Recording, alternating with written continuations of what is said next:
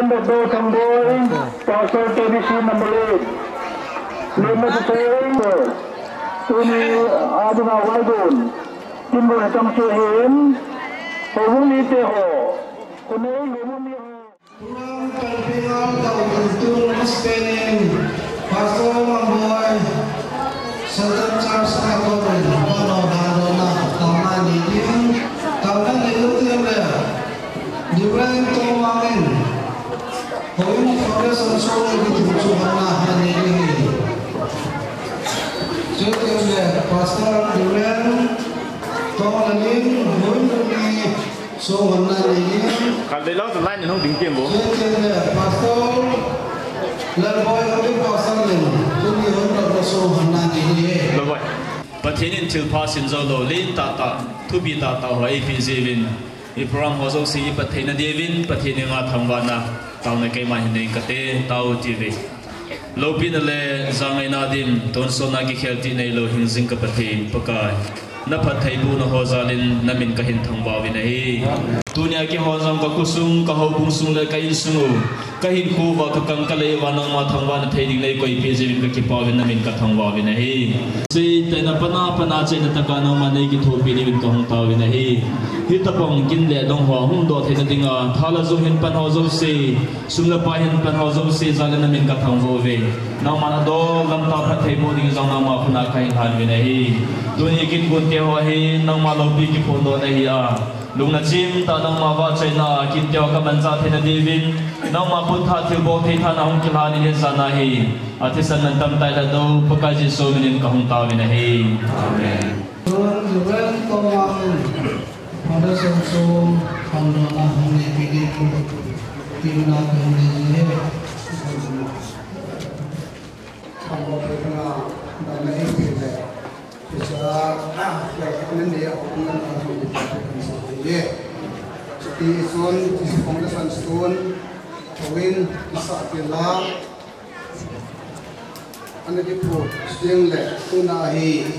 HOU-IN konomia, demokrasi, adalah pembangunan ini di mana pakai mereka pakai mesin pakai. Saya bumi suami lagi, sang suami macam, jadi ini pakai ini segi. Ketan keman daerah na Indo, umbi di songkat kado ketip sasung ini song nang kata abul di project tak ahi atau asan sanjut di mau berdiri lagi.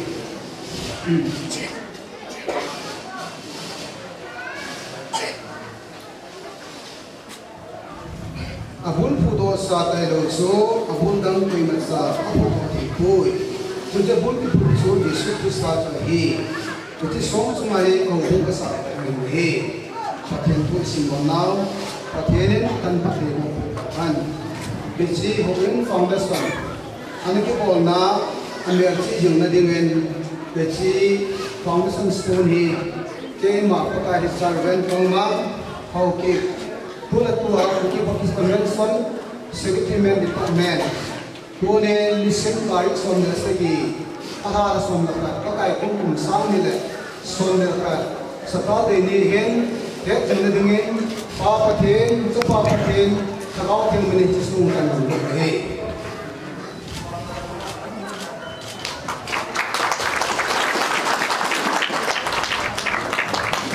Pusat isuhan sebelum kajian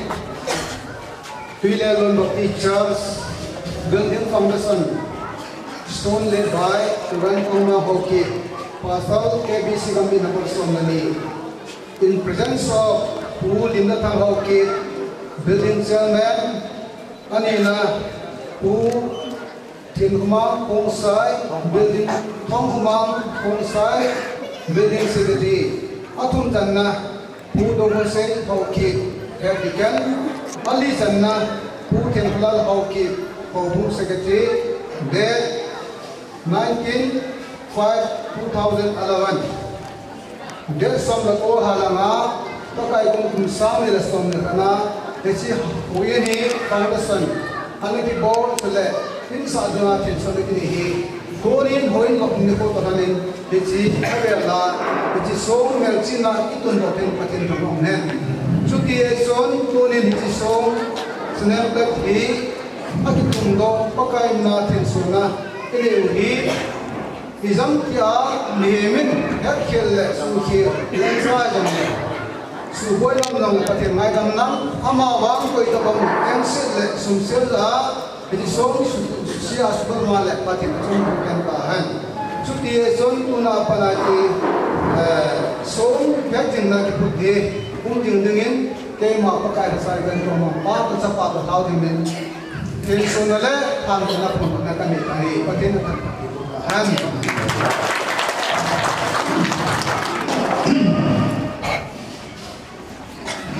Ipamen tun pha abana cha pe ki rutin tun dimren tolol hakimin hoi luna sumi abana ni bidin pha ke hukine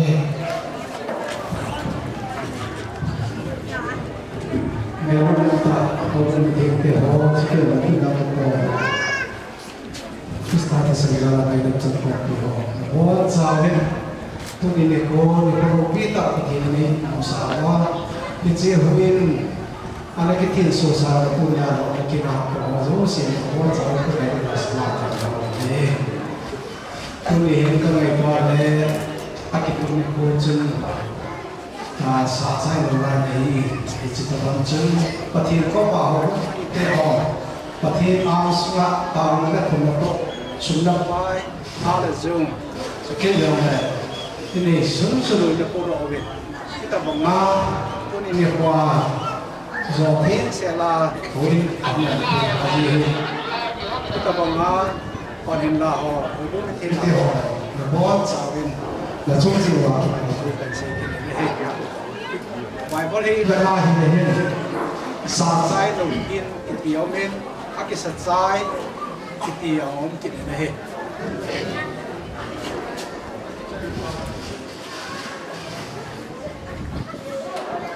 sa sai lo in ti ti le he na si on ji chu mai ba la ki min je ke ho ma ba ki sa ba yo chu amo ki lo ki sa na din le amo ki hoi thong sa na in tim ko ala ma we asian ba pa ti le tim zo si za ka hin ba pa ti su ko ba chu pa ti na chu wa lu ha mi ji na sa chu sa lo ka lo mi ko na ma we ye ki mo tuni ni kuaja hi na le aki lu ni ko chen window window mai ni pi ra ka chu bu ri lo na hi bi zo le sa sai thi ni la pa thi ni cha te ra ni le tam ya sa na tarik so tu na kha ha hanga ta so october ha hi kum sa ni so na ana ki thi su chu chai lo mai la tu ni chai thing na pa le ha ke pa ti ta wa ne pi ve ne chi ni kwa pa ti cha pa ti na ha ti na na ke ti su chu tu ni he i lok ni ho pa ni ke mai chi pa ti na ki ka ko sa hi ai ti chu po lo te na ni pi ko he jin te ni nge nem plate om ki chi chu pa na ka ni in ki chi chun tu ni ko apana hi chi hi sa thing sen hi tai ti chu avela kan pro no hi la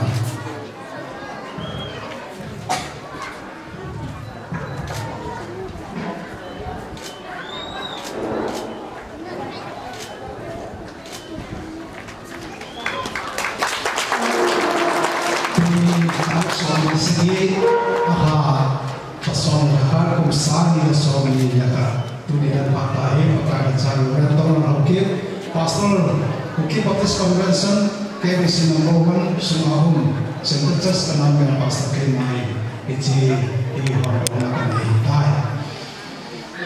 asum macam kisah macam Twilelon notices KBC No.12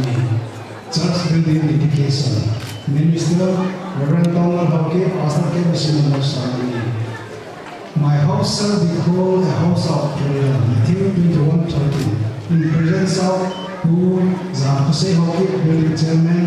who liên cho thằng học kia building schedule HOU thiên của nó học kia hay thì căn HOU học luôn trong điện HOU schedule on 21st October 2015 Saturday. It's a show to me. Pakai mana kita susah ni yang tu yang awalnya taruh tanah he. It's so agar memple di hendak sah yang sih nampak kalau nak berhedo siapa susi supaya nak coba pakai tuntutan lang hedo wahai it's in this same pattern kalau yang itu na it's sama orang perjuangan yang itu nama kita ada yang pakai hati mati su pakai mana pun yang lang dunia keman itu di papatin haratin patin na abisnya suami kalau nak kena tay kaki boleh. Tuni HOU-IN LOPNA suamana nabi pastor lalu Hindu kini lagi pamite. Pamit pakai sa teknik foundation stone ini sudah orang itu sudah yang pakai orang orang yang tahin. Patin tu yang kan nasimdo din sa number sa katasong ni lukjang tu. HOU-IN pakai zin til na sa tak kabolin ikipa tabe. Patin yang tu pakai ibu ibuanda. Foundation stone mungkin bola kita na imsalwa. Natuhin morba kita hati sukan teh nam kila muna patin mabuwa. HOU-IN tin sunah. Dewa sang ihin morba tuning kuahin zotin na HOU-IN LOPNA kim dewa inay te dewa hi patin matsun ama panpin zahi zin lopina zo se sudah zabong zo se patin isang dahem juto kihansun kunia Twilelon Baptist Church hatsota ahin boy piwahin sao hitsi HOU-IN hi tuning November tarik suami lesegi kumsang ni dan suami lekat diin zotin na sudah HOU-IN LOPNA minalci zinading le het zinading na hitinem le mungkin boleh terima gambi pastor nunladung KBC gambi suami apa pati sudah agak pati na HOU-IN LOPNA kena tay.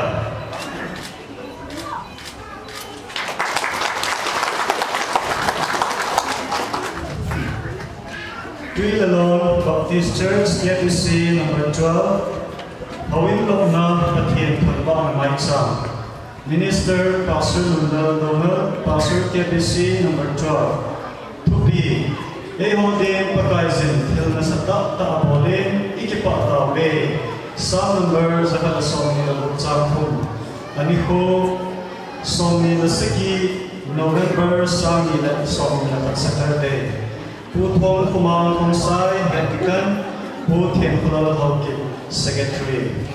Jijun hiji nameplate hiji nalinga nameplate HOU-IN LOPNA nameplate ang kita ahi. Yang sit man ham aeronet. Thang sit man hama kuy tabak asosias wal mayale. Patin acung putanan lang amabang hekhem zia. Hiji songhi asubal asosio male patin ngailan hana. Ito kilon siya na kabe, hindi unya zoting na HOU-IN LOPNA kitkewa hi. Nameplate ahiin, sulit zoting na may sakteho. Atapin, kaymain. Papatin sa papatin, sulit harawting patin na kondo atin so na kanagantay. Patin nga kawan neutin, kawan zoting na HOU-IN sumakon sa ayon HOU-IN. Tawtin. Lungsit le zanay na lim se hizing kapati kapati na lungsit na kitanta na manay chanbe banwe le se kalinaw po na tampi hasa na tampi hizing zone uli ni po ng main na tsate ating nga naman paksot ako na kanangasin tuni ni po amon talapat ka sa alanhang sila vera po na pagkain kalsong nagtasan tsate o kita ba nga kilawiti ho Bolot ya, nay ko isaro kakipangin lo bisa dengan tanggal he. Kapatid hepa July Haubung Twilelon Baptisters in Pagaya Pai Teacher Henti HOU-IN sa ating Pagaya Pa Foundation ay involved Henti sa lahunsa din Pagaya nang mapanpinazalin HOU-IN tiyaw sa matinso naging tiyaw ka ng involved Pagaya Pa tuloy mo puhin Foundation Stone in Chile HOU-IN tinso na stone nameplate te HOU-IN nanasatin na yung zone bolsay phenomenon Chile pakai tuni ni ko in nama nei pan pinau ni ko pinau zalim HOU-IN dia was atsai suting elo sa atsai tin kon tawin tuni pakai che HOU-IN lok na kim dia ho hi kan nei thei tawin hi chan ya nama man hin puisalven nama thibol ai di pai ten ka he ni sin chun ka ki po na men lo bi ka thang he ka phi he pa he chi HOU-IN hong ki sa ki pa Malatay, ito ka suka na tampi ka po na tampi. Lako na nang maimanihin po yung ba pagkahipahit ka so sundabayan lang tada sundan lang ang naitsaba na pa so sisang pagkahin ng maiminining sila na usap na kiyaw na ikibak pizalba tunin ko ahit abang ikuti kamuti sundakipan ng katanggan pagkahipah tunikin ng mahang Dicoyan lang LOPNA zosin ng mga sangin lang. Hindi HOU-IN hi pagkahepa. HOU mite chile. Hilay mo na ang kikomling ng mga bachelor sa komling chile na tuti ang langkay na tingin zone. Hilay mo na pagkahilig zosin. Lungmo na lamon na kipa na kita ka na itinilin pagkahepa naman hindi HOU-IN hi. At hakin naman patayin mo kinin ako ng katawin hi. Tunin ko pagkahepa. Natuwa kong lupang ba? Pagkaisin kayo din tin na sa tataado ng yaho ikipakawin tibangin natsate kayo tinlawin tata na ibo pinaw sa matunin ni Kohin na ang atipatong kasevin mabana sa nang mapanpina ng makikopina kayong tukilubin naman manay pitawin din ay HOU-IN po kapag kayo sa Jesus Christo minapong tawin. Ang sabi mo, sumagot tawin.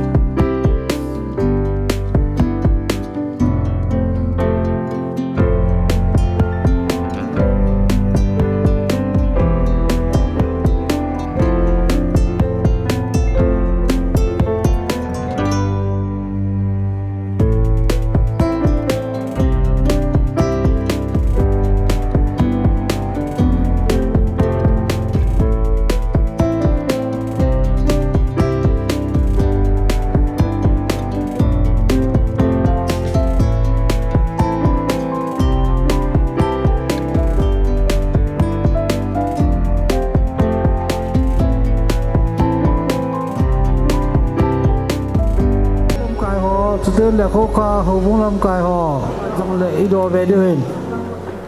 là hilaya chun ai si hồng sa pu chu hilaya tàu sa vô vô long họ đang đang dầu hồng sa chun lang abit pilato khá lệ lang hin pui bên lang in gon te ho phat in ru to kilonin phat pan na nei tàu tin tuin mi pi la sa khom na hobung la na bol li wo pathen chu nu pen ti chu he chu lam kai ho lam kai na pathen wa choi na lai sa khom du chu chi sa yo te ngu le pathen thangwa taw na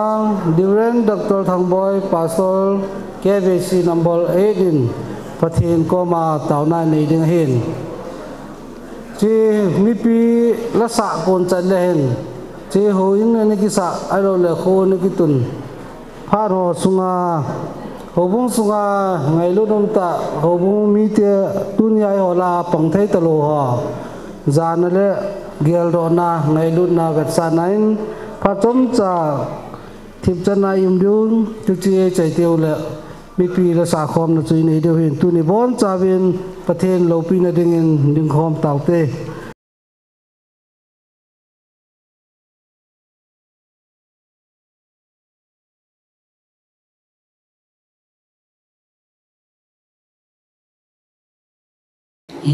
phát tên này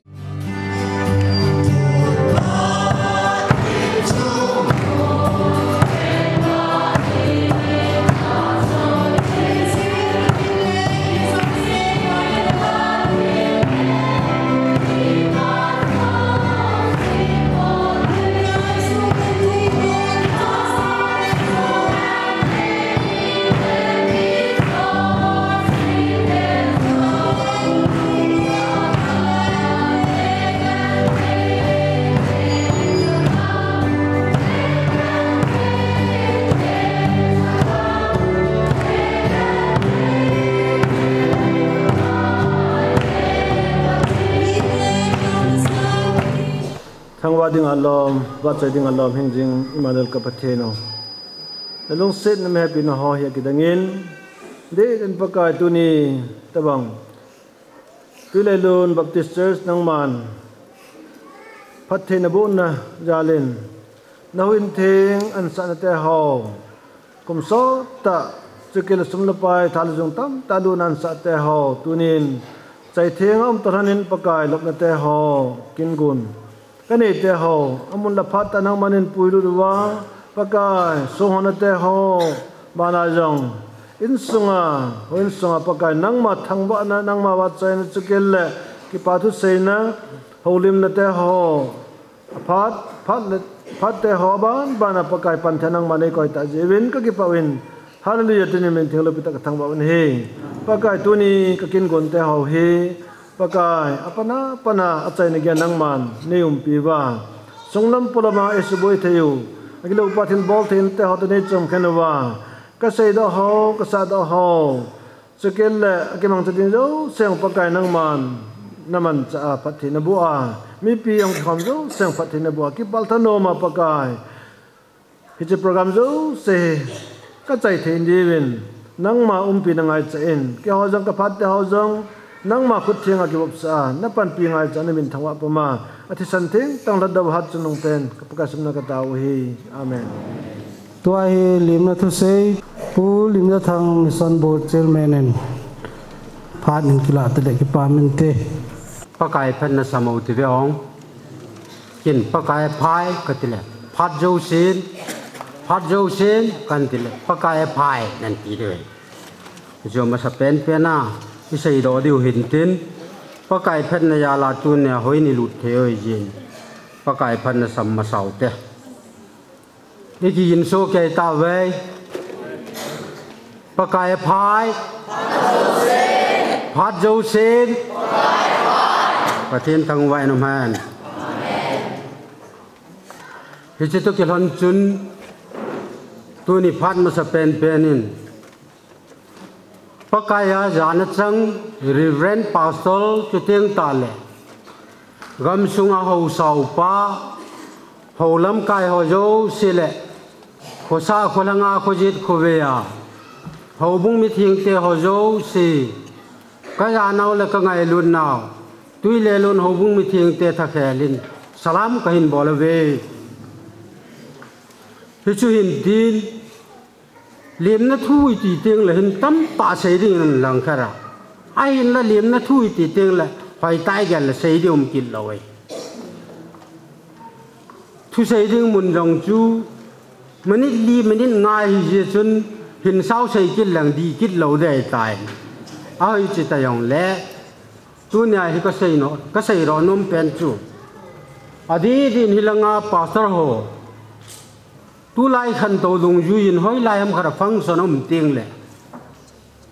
amili gari ai ma che ki podo a ki chi ju ta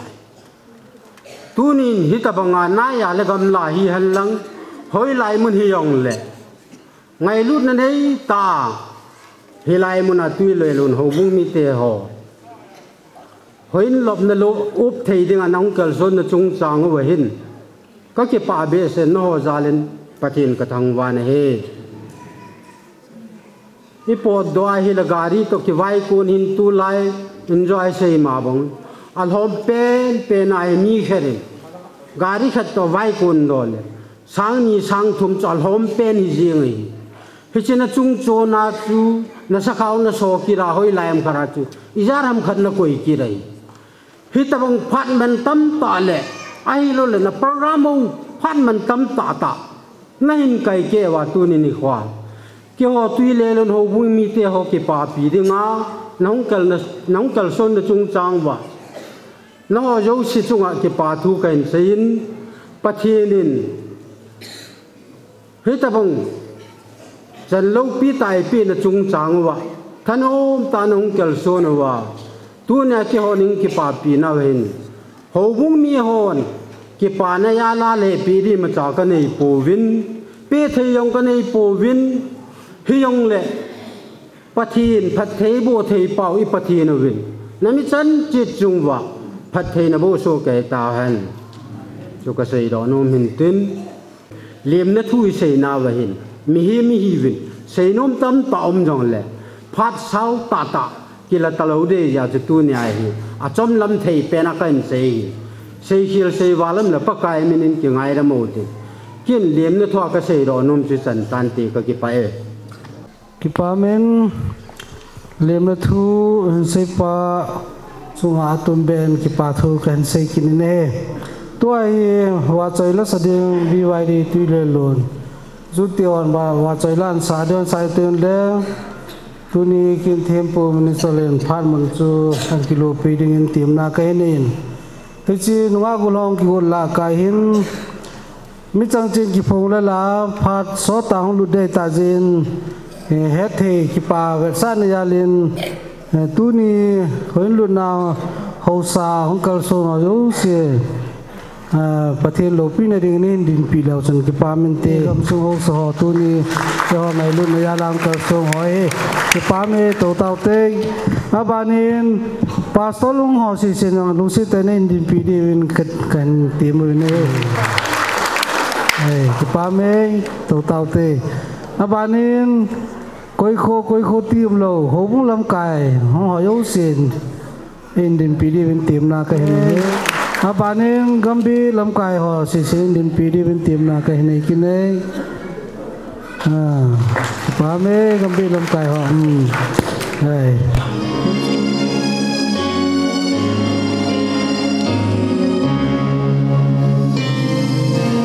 cho kênh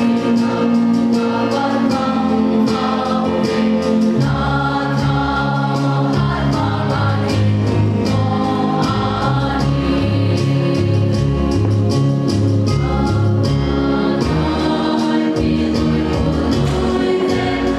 Mì Gõ để không bỏ lỡ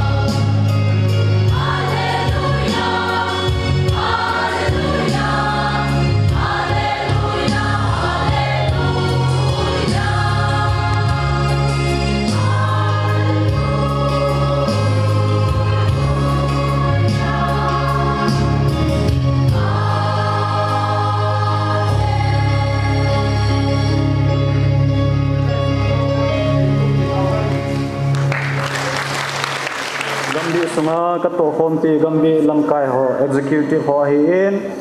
sule nu le pa pila phu nunga gol hang ho bon chawin ka ngai lutna ka jana salam ka hin pe ve ki paumen tuni kin lopi ta kin thupi ta Twilelon Haubung Twilelon Baptist Church in HOU-IN ahin sawa ki patna tuni zo thing na ai lo le HOU-IN LOPNA kin program te hoa mi hizat hung ki khop khon thainau hi Twilelon Baptist Church te pan la na le amoho pan pon tho pot tho na le pan ala nau zala tu nia hung ki khom hi zivin Haubung mi te zo si chunga zong ke man zong atum be en kain ki pa pe en ka ki pa na Haubung mi te chunga kain thong do ina he tu ni hen pathin thupi chomcha ana sei khom hi ten chale mai cham zong han do na ana ne hi ten masapenin mai cham ho ilhan do masong ven pathin tho chomcha ana ki holim khom hi ten tu ni a bible chang ki lang chu psalm number za khala som ni la gup chang thum na hi a hi en chang khana pa na chu ka hin sim do ki ding hi en chang khana pa chang gup chan chu psalm number za khala som ni la gup chang khana pa chang gup pakai zin zion asim phat a akile do sa kit phan en ke ho zong mang nei ho bep ka hi ve hi chun kambem be min kanui zun lei ki le pelen ki pa thu ka seyon ka seyui chen mi hon nam tin vai pi la seyon pakai zin thillo pi ta ta abol pi taw ve ti ve e hodin pakai zin thil na sata ta bolin ikipa taw ve o pakai ka chandiu nei sim phat pi un negeb gama tuidung long nei ba sauven min hipum puma muchitu ten kipa thanumin aga kilo hen akapum puma muchi tuding puwa vai konsu achangpol kipu in kipa thanumin inlam hinzon hen pathinin athu isim do te ho bon chawa dingen phathei bo pi hen lang Israel cha te chun pathin lopi na pathina chungwa na to dan te ho anung vervin amoho jing go kyu hilovin azet avela gam mi ho jing chun pathin lopi na amudo thei ne tuni injong hilai Haubung Twilelon Baptist Church injong hitla Bible chang ki say ei hoding in pakajin thilna sata ta bolin ikipa ta ve ati tunin ibon chawa ate khang alen ane ibon chawa ikipa diu gen sanomi ikipa so ke diu ta san min he hiji piji ham pathinin ichuwa thilna sata ta bol pathinin ichuwa thil kidam ta bol Haubung sung kumsom sunga pathinin ma in puina ti ho hi inung vat wa hele pathin thangba lo thei povin pathin ang sunga ki pa lo thei povin he ti chu isai do no mene sananga na ti pa hi sai do nom ke ven Israel cha te chu Babylon gama ko ne hong ki tol do ta vin hi a hi wangin la ama kho wa hin abol dio ato dio tam ta lin ta hi au mene hi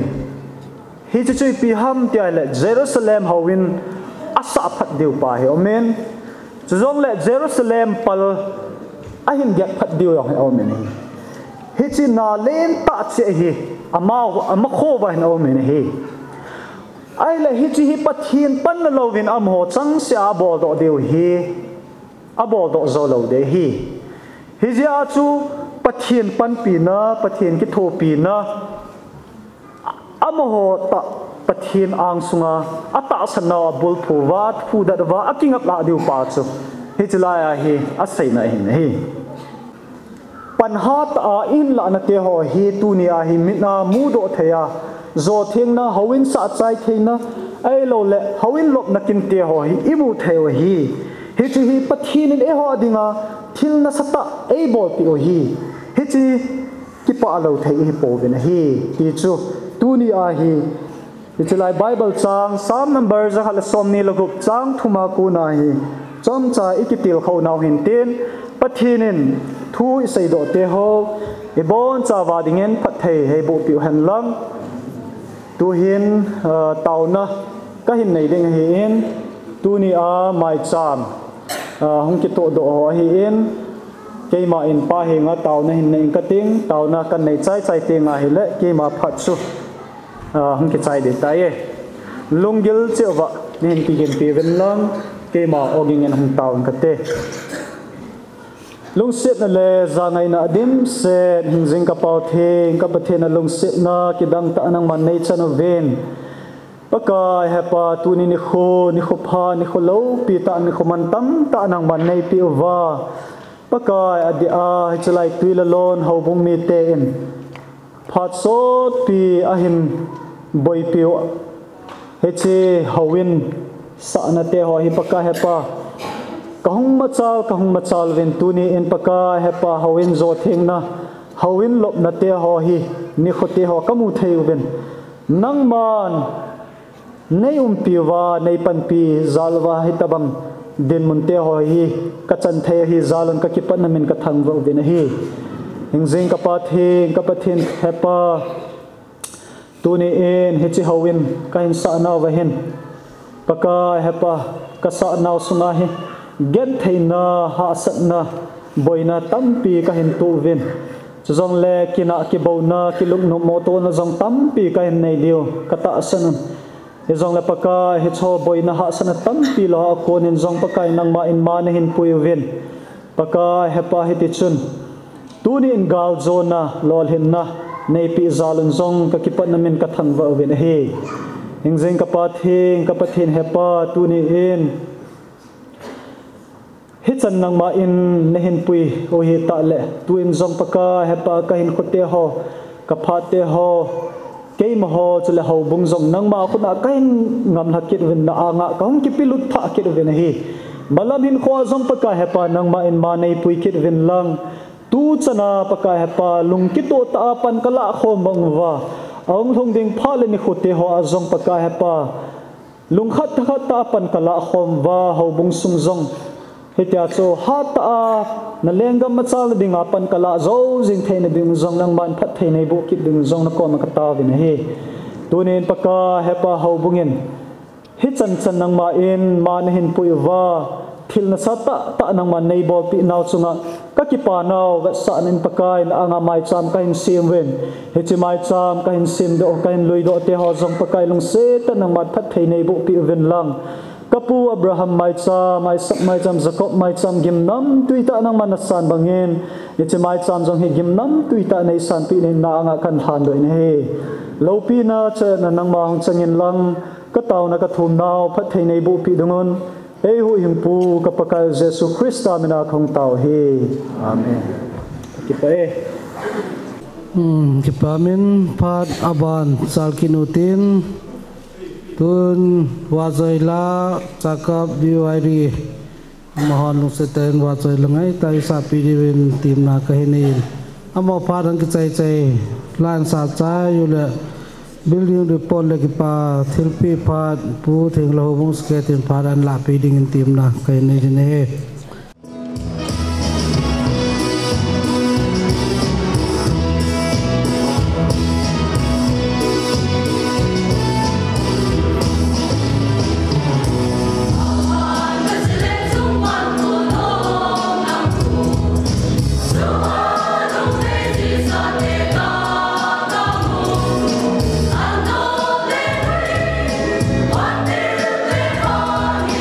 They say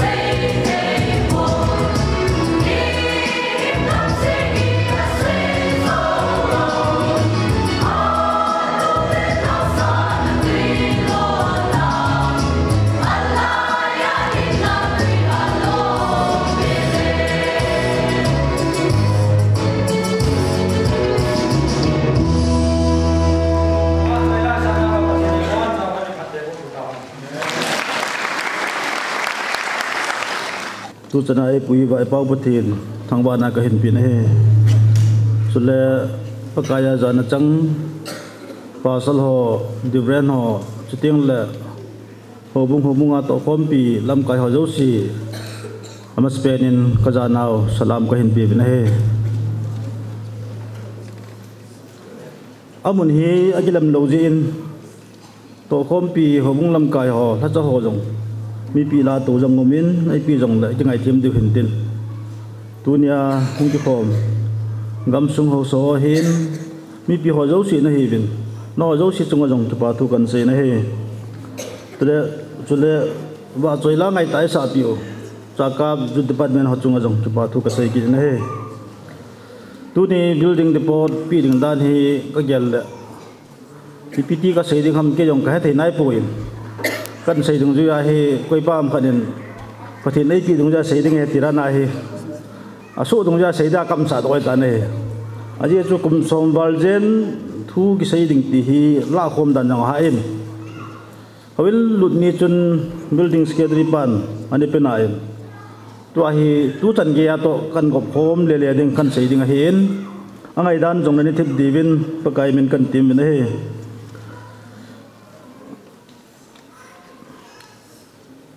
tu ni namaspenin zo het kan pan mian den sa tayen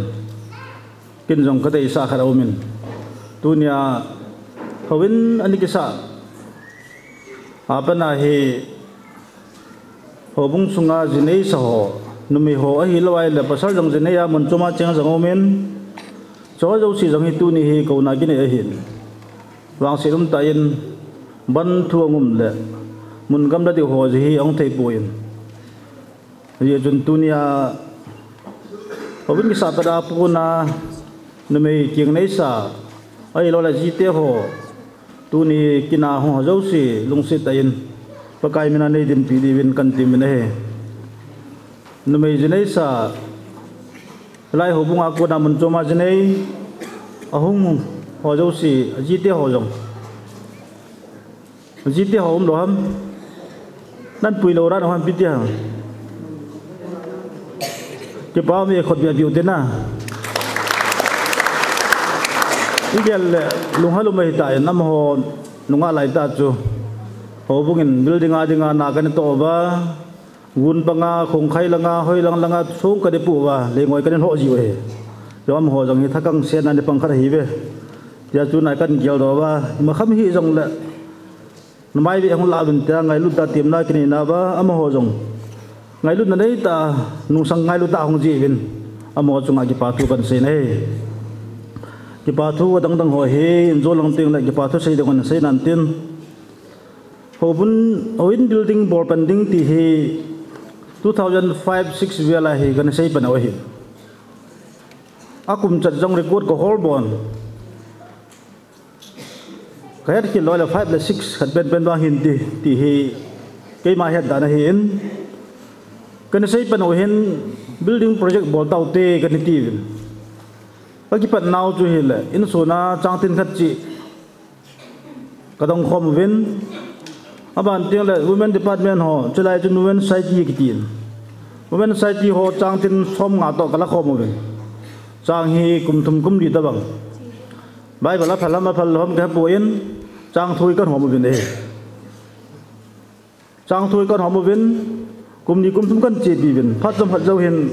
chang hi pathen long se nang tam thim tayen ang tam pha hen chang hi kan zoro ki win kum khat kum ni ma chu hi chi sum ho chu sum thoi kan hom kit bene he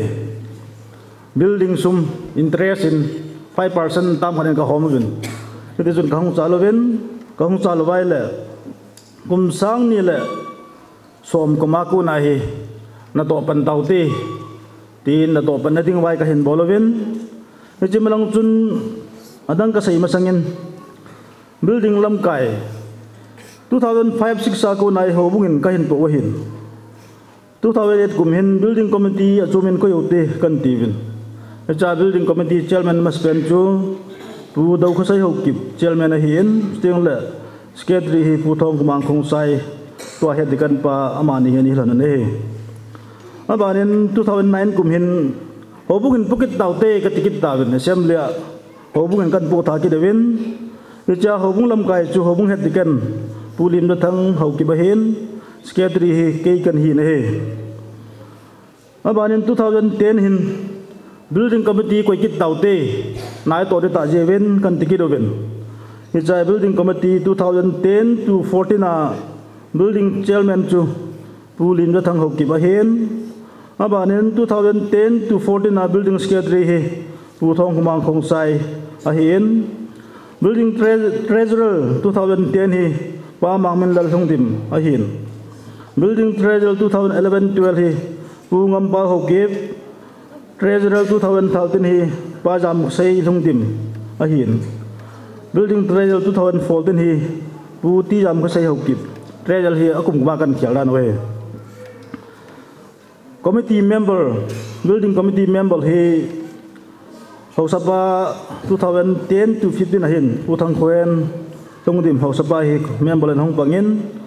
2015 hin building committee hobung election nong zoin election kan bol ki dobin building chairman in pu ti jam ka sayau ki bang pangin secretary in pu lim da thang hau ki bang pang ki din abanen building treasurer in pu mosi paon khatang ama hi building treasurer hong pangin hi chang hin hobung building kan pu naw hin abanen HOU-IN hi alui pa hi aneu tain 2015 hin dol jang ei dol tapu vin aban tiang la hui bi ko piang ang tiang la HOU-IN hi asem ru di tam ti lung kim na ka nei ta ben he cha pha den building committee ho to hobung lam ka ho agam thei pe den HOU-IN sung hi 151 ka hin bolo vin bang plaster ka hin bol do vin kot ka hin semo vin mi pi kai na thein bol tau ti kan ti vin 2015 31st October 2015 ni hin Reverend Dongler Gambi Pasolin HOU-IN kot han na thian sona nei nei thian sona nei in thian sona nei tol han chun KBC giwai hom na dan dung zu in HOU-IN chu thian so ta la building committee chu ta lo ding a hi ti i dan bu bam tol hanin hiwa kon chun building committee ta lo wen board of the canin building hi atuni chan ge ai kan po nei 2015 HOU-IN thian so jo apan sa yetin sungin hobung lam kai het dekan kai kan hi in hobung secretary ho khlu na hi in hobung treasurer pu thong khumang ani hi in abanin 2019-21 tu ni chan hin hobung het dekan pu thong khumang khong sai hin secretary kai ka hin treasurer hi pu ngam kho ho kip ka hi na hi he chang hi HOU-IN agisa bana pan sa tu na chan ge ya HOU-IN na hung mo pu ho lam kai jang chu tu na hi HOU-IN LOPNA ya kan phon doi ne HOU-IN ki sa da ding hin ka sei bangin 2011 hin to pading kan ta win HOU-IN na to mi pi na to ma sat pen hi 13 May 2011 ni hin building na to ma sa pen chu hobung thakun na kan nei win hi ti chun 19 May 2011 ni Reverend Tong Mang Gambi Pasolin in ning sung phuna foundation stone sung phuna ne yin hichni hin hobum pi hon jong na to pad de hita jin ne khom khat neu te ka ti bin bong khat ka ne tha do win bong man hi dang ka sang nga hi hobung ka to win mangu len ten sang ka to win ni ning te ning nei ni ten sang ka to yin thang min len ten sang ka to yin thang len ten sang ka to win iti hin ne khom ni kini na hi tu ni hi lang khanai gel la ki paum ta hen alang khanai gel long halum ta hen no me kieng le sa jang tam ta men building na hin to pena ban sa tua hin khumul le ma tu ni ki pa ne fa jaw thei lo jang omen lung hal la ngai gel jang la long halum ta hi ti jong hi ka sei do no men he building mystery ho simen na to hi 25 May 2011 in na to ni ki pa na he building na to ka pat theina di hen anjua ka sei bagin chang sum thoi kani boloven abanin sumi ho ya kon ding ham tin kan hol ki na hela chilai chun pathil lung se din government a ko na job card analysis sum jang ani hoin tuile lon garbung jang kanan pai ga job card hi mi pi ho chan ding jang kani man khom ben ni bai thum bai kan la na hela job card a ko na ka do hi dang ka lag li le sang som thum la sang gup le za gup an ki mu na he iti chun building Christmas ting le building ading in ki pi na ei ma ki phal na ki pi na jong kan bolovin ni ve thum be tum kan bolovin lak ni le sang som sagi le sang ni le som nga ki pi na ko nin kan mu na he building na ka to til lai hin chalai hin building na to na ho photo ho gallery a ki ko yin chi yang ho kim nai pu yin ama salang 2011 na to ka pat nawa lim ho jong am da puin chalai chun gari jong sakti man jong khat ni bo humin ke le he dikan pa gari bo hi ani humin building na to na hin sung kung lang halpi langa le ngoi kan ho ben ho bukan kalau ven ngari thau ka thalo ven nunga gol longon le pate ho ka kun ven to a jinei sa nunga ho lam holam kai na hi sung kan ho he abanin aphat pal le ahun hun le hiti hin gari thau ka thalo ven mi pin tha ka pi ven hitai kan ho wa kan bolo 2015 in asunga sung 151 bol dinga hin jong hiti jun kan bol ki do ven to a ren tong lal hun ko hon na pang pa hi ama ta jong hi chi building thakun na hi ni pang hi hi chalai phara chu gambi office ag sa chai nai lo ji chun laya yo ho bung tui le lo na om ji chun ama hi building na to na jang thakang ta jang panila hoin sungai gari ni ke tolu da sung ni ke sunga le ngoi ni ke sungai ta ni ke bol la jang hin tu na re ren pu jang apangin ama chunga jang atum ben ki pa thu kan sai ki ne hiti hin building a ding sum le pai kan holoven kum iti kum tam ka hepuin ho sakem si dampa ka ani humin ho sakem a hin jong building committee hon holy bible hi kan chowin an chowin ho so ho chu api win akham kham na mo nei kham khaman pi win ya tu na hi ho so yo sin jong yo ho win sa na hi sela nei ji wa tu na hi ngai lu ta ki ko hi ne bible chu ni cho pi lo ko lo mai theu he ya tu nen ho so chu nga jong pa thu kan se de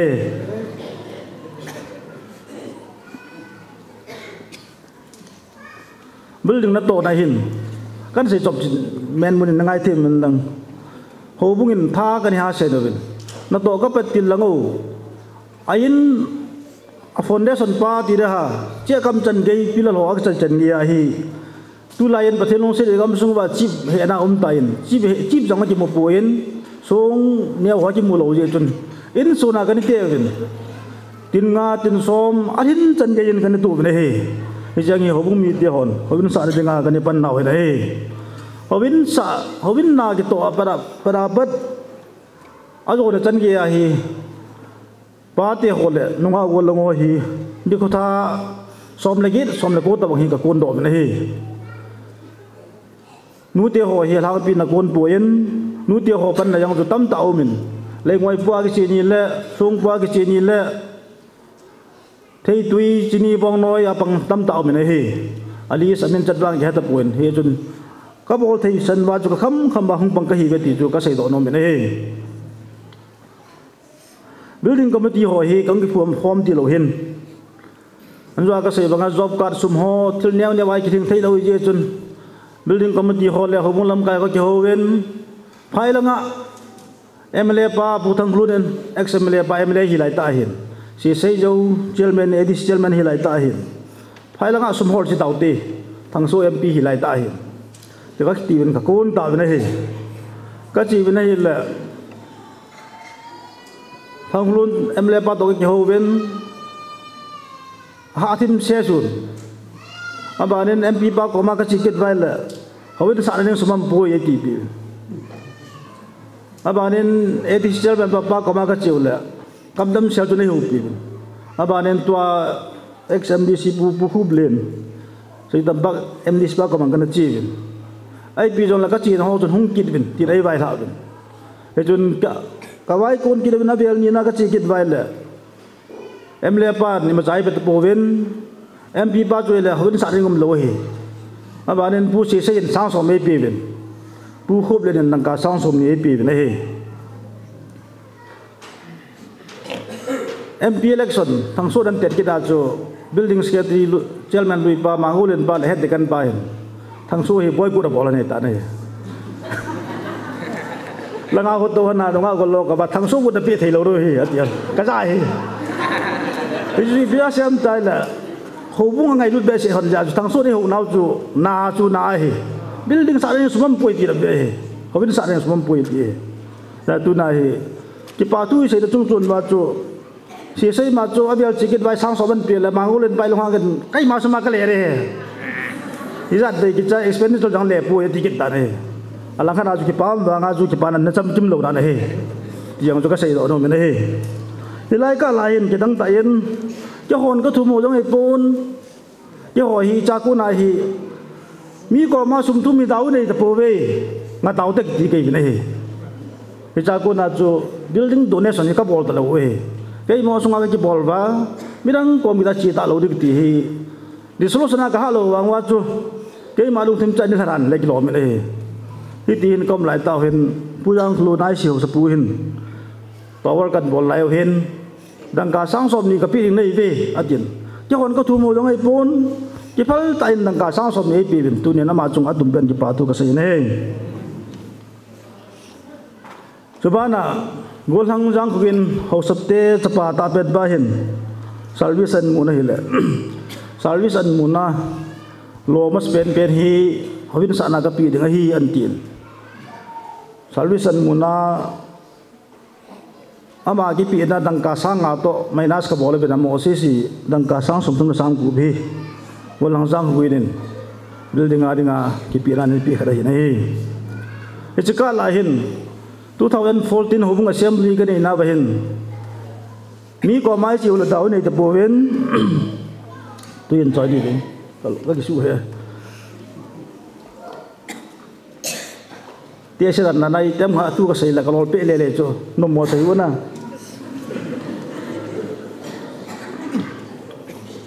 2014 hubung assembly cái này na bahin ai pi jong la pathi nin thing ka sa u jin hobung mi hon jong e ma gi pi nai pi chu hen compulsory ai pan na de de bin baptist member khaden dang ka sang hat chi do tin baptist bornai lo hon janga chi do do he tin pha kan ki sa na he e jong jung chun pathin long se din tu na chan ge kan bol gen atam zo 99% in ka pi bin a hi ti yang su ka sai do no me na he a chung chonin saktiman khat jangka sa nga pu den kan ti saktiman nei khatin abana asa worker anganwari worker ho jong sang khat kan ti bin ke be tanga kan boloi ta nei a ji chu mi ko mai chelala mi lung sit la chang ta loi pa da chu ke mo kang che bolo ba thil them thamo toi changi kan bol do hi ti ka sai do no mi nei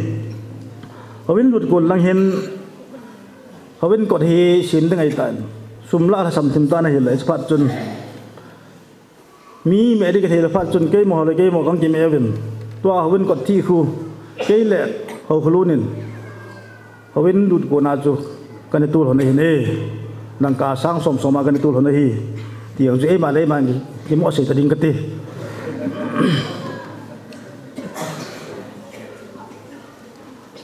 hawin kan lut layo chun ali ni mu de wa hen tawal ima cha jam nai puin kai na thei me mi an ki lu dei ji chun hawin lu jawa ko hin tawal ho ka hin boloven 2018 hin tawal ka hin bor cha yewin tawal ka bor na wa hin sumalu ri lakh som ne lakh khan le 21,70,490 lu de nei tawal se se ai na abana ceiling a hi lawai le light fitting ceiling a hin lakh gil le sanga le jagub le som le gobolu den light fitting bona hin lakal la som sagila som khala lu na he 2021 tu kum hin asunga tiles hole ai loi le print protection pulanga finishing kan bolovin e ja hin lakal la sang som ko wel lu den main building tower tai lo asung lang si sa hin lak som ne lak ko tabang lu din he hobin ka sa nawa tu ni chan ge ya sum ka su lu de he la lak som gub le sang khat le jathum le som li alu de he mi hon abat na ba hin na hun sa na wa crore ja lu dam ati bin patin lung se din crore bang pha puin ni bola chu crore pha lom ni tai la jwa ka se banga ke mo hon tha ka ha se do thil ka ha to hi lawai le gari jong atam jwa fia hong ki to hi ti jong hi ka sei don mom khara hin nei tu ni sil HOU-IN LOPNA wa hin sil naw nga khat le bottle tu gu phat ka tha doven sil hi sang som ge la sang amana hin wa cha hi sang som thum la sang si ge la jang amana hin he e je tu na chana building na ka hin to naw a hi lawai le tu ni building HOU-IN LOPNA in bol naw he chu hi in HOU-IN lop ti jong hi min na bol kha lom ka puin ki ho hi HOU-IN tin so na chu a chaina ka nga thoda lo je ba chu i zo phat te ngol HOU-IN lop deu hi ti bang chu kan sei jing oben e jun tu kum jong hen tu kum chu pathin no sen zo thai ding om ta yen pa te hel lang ha ko na hi i zo ta vai le HOU-IN hi a chaina mo mong khat lop khat i bol te deu hi ti pa te hel lang ha ko na de sa da ngum dong ji a chu lam kai te hon jong kan ge lo wa tu ni ni khol pha de ka hin ti ba ni khol pha te ho jong pathirin hosung le ho bung sunga gam sunga boidom lo hela kin te hoi ban thei je be da bel len pathin thang ba re he chu ba hin HOU-IN LOPNA hi koi ko ru ham ti kan se kit ta ne he ho bung se le pastor gam bi pastor di pu jau se to an ju aga se bangin HOU-IN sa ban la ban sa HOU-IN na ho bung a king nei sa ho no mai hel lang pasal jong la king nei ho jau se ko ti kan ti be he pasal ka ti la along udong mai thi hen yo ho bung hi pasal king nei yang sa dom he na ho khwai mai the na tu ni hin bon om jin pasal king nei song thei po ben ai bi jong la ama ho jong athodom lo hi po ben bon ji a hin po nei bo lo ben bon jin gong thei po ve tiang chu to that in le ben ke ba thu jong that di chu kan sei do me nei pasal jo si ani to na hen ka sei bangin boina chom je ai lawai le kila dong ji in bon ji in tam ta ong thei te po ben gambi pasal ho loi ka hi de wa hin 2018 na ko na hi kum khat la pasal kha khat kai pasal som na thum om ta in tu na chan ge hin pasal som na thum ki ko na la hin tu nin ngai lu na nei ta in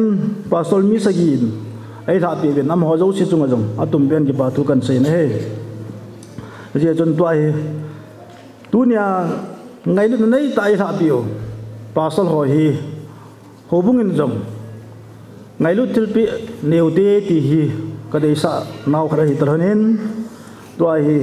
amas pen in pasal ho ngai lu til pi ka pi no mo ben tu chan ge ya helanga ki mudung ju ya rekut dung ju kan ko ding hen yam tia he pasal ho in sung mi hunga helanga depot nai lom jong la din sa di bin ar sa ko ma tim na kan nei bin he pasal ni pu hi amas pen in ren chung pau sangha joko somge da per somge la sagi hen dewen len se gib gen sangha joko somge la ge da per som ko le gu ba hi to nin dewen len se hongin ki pau men ama he Twilelon ho bung pa ding trio tin sa trio dewen len se gib ge ama he Twilelon ho bung KBC hin la lut pa jong hi tiang chu kan thon to no men he 1992 ko ma chu Presbyterian hubunga ko na KBC na lut minister kharani hi pasal lalmen thang hi somkula sa gaba somkula gi rahin ren chung paule pasal lalmen thang am ta puin izong la in sumi te ki ko hin kung thei lo da na omen tu chan hen abana pasal sol le rahin sangkha joko somkula ko abat kum sang ni la ni abanen ren dr thang boy 2003 ren tunlal hoke 2004 to 5 ren thang sat ki gen 2006 to 9 November Dongmang 2000 apat 2013 November Donglal 2014 apat 2017 Pastor Jang Khathang Kipgen 2018 Pastor Hen Khlen Kipgen 2019 Pastor Sun Khongam Hauki 2020 Pastor Lunal Dongal 2021 Amo ho changi ani ka ko hin amo wala in mi sagi yongin amo hi ho bungin ngai lu til pi dingin ama spen penin dewan len sei hung ding do han lang women chairperson nun ponsil kun pilagi pa bente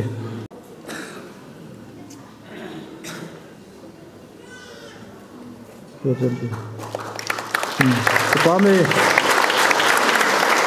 abanin pastor sunlet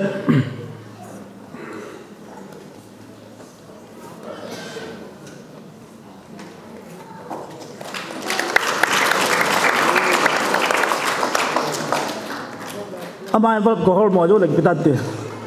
ko ai ka loro ham abanin to tol thang boy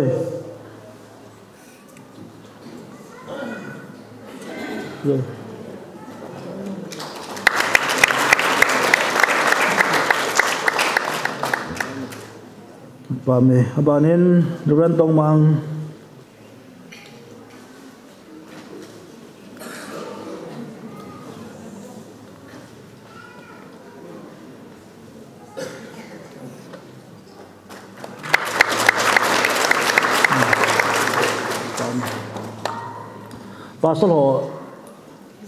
pasal ho dinden teriu dia pasal pada ayo lim grup lim ka bot ala so jang dinden teriu de kan gel do rewan tong lal ko lo na ini tu ni la ga fan na utat to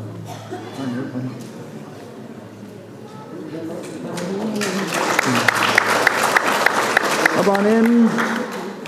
pasal ngamboy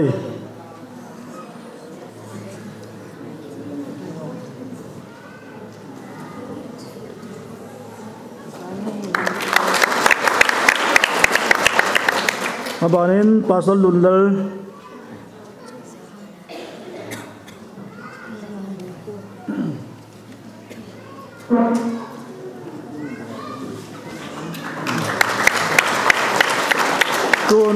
tu ni an lon pi ho teriu na an lon pi ho evangelist jilun ang lagi babin ti yo che ama he Elijah Prejal Mountain ko thola kial tekel mo pu na nei jang he abanin ulsei driver pa ren tong mang driver pa ulsei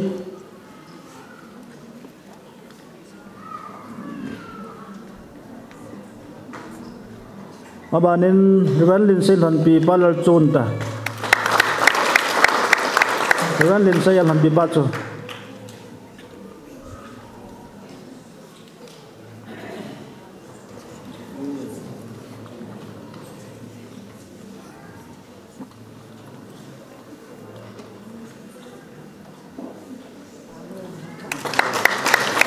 ko ngat kan pa uni do lim khat ka bote ka kan pa yo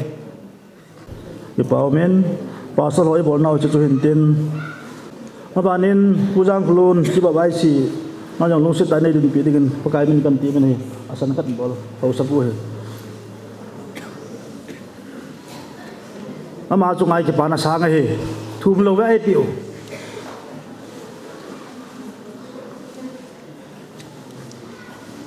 abanin pu khublen ex ADC member ala thei ding am jong le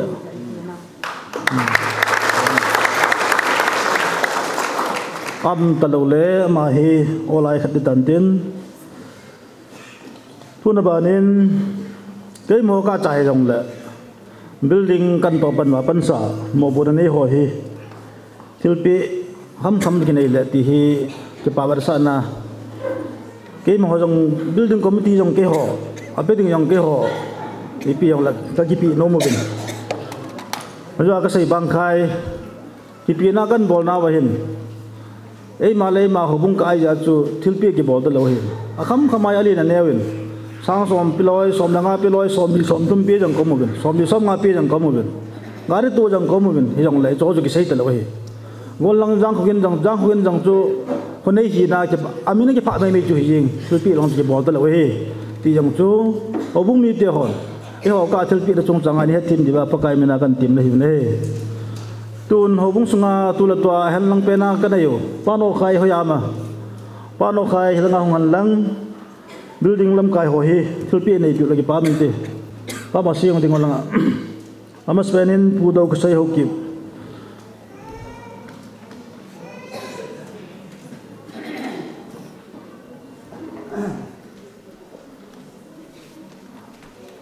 Jangan kalau lupa mention contoh biar tu.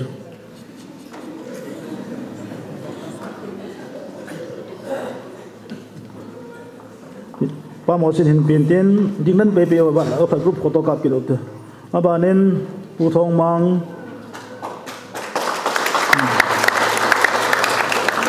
Abanin putong mang apa na dengan pulin datang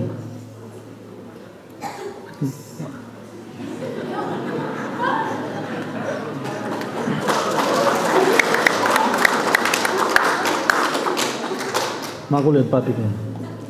apa na dengan pu jam khosai hokim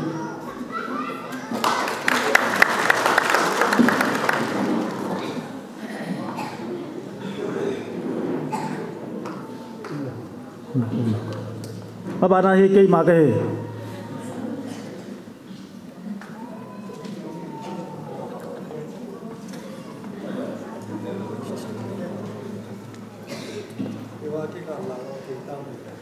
bilang ada itu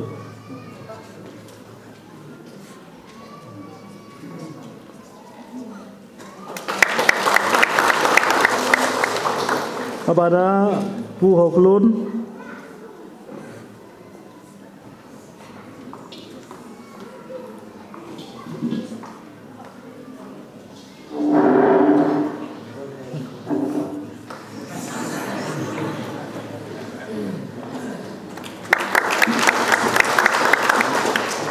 apa na putang kuen ho sapu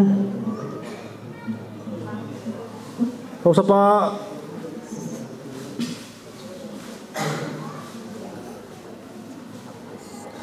apa na dengan pungampau hokim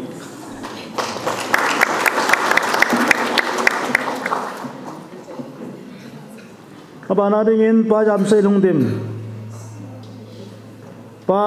lungdim sabol langa mahin ko robo apa na dengan pa mangmin lal lungdim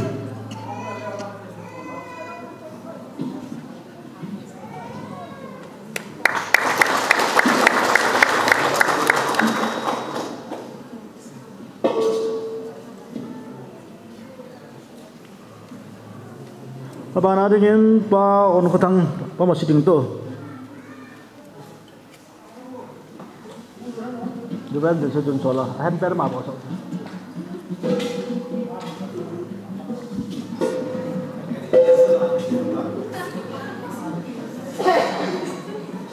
Tapi kita nak mungkin tak boleh. Jadi lupa upaya.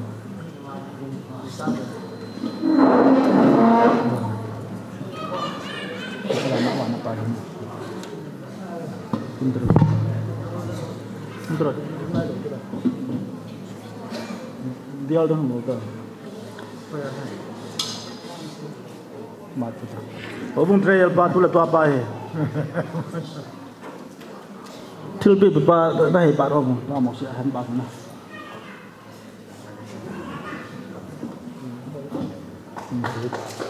ke ya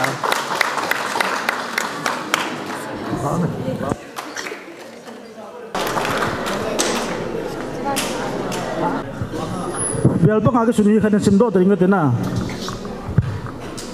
ya karena kia he abon atas kata he tu tiada keluar hukip building chairman 2015-18 kita he amo pu tunggu ya cu aku magi sud pi he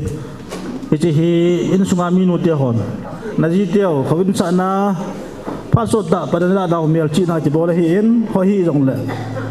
kita nak kami pun he jong le in sungai dia ho jauh sin lagi papi di benjong pakai menin kanti ben he pasal pale tu ni kin tempo pale pasal sundat envelope kai pakit anu nga cuka pi tan pasal te din ngai tam lan lang jo aka sai hai pa chui le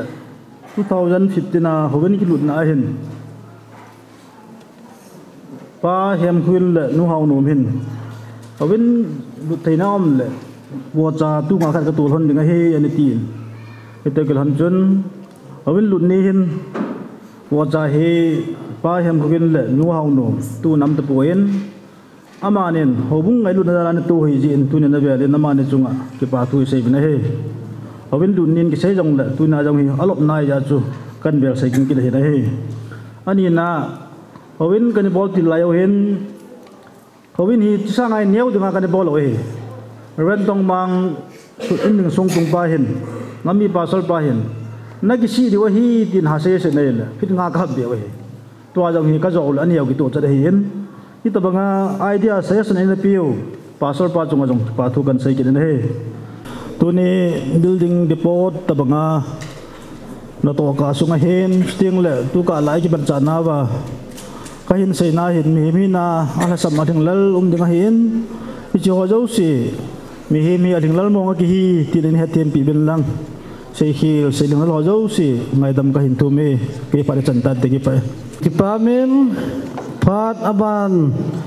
chal ki di ta jewin holung na phat akhana gambe hung hin tin gambe bana pastor hola khat pen ki ti hin